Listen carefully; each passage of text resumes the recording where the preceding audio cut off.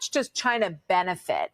from what is now being viewed as the Biden administration essentially trying to ignore the Middle East for the past few years?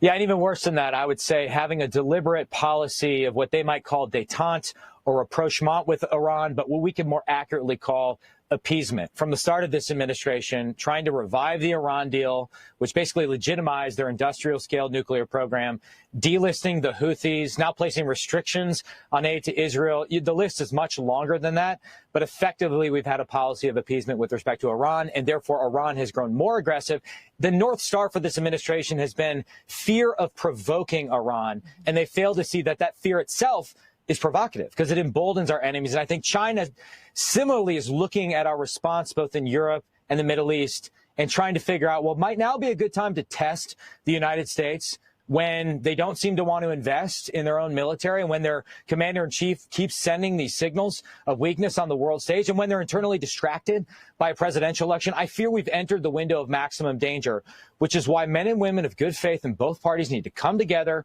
put away all the childish political shenanigans, and start to restore deterrence and peace through strength.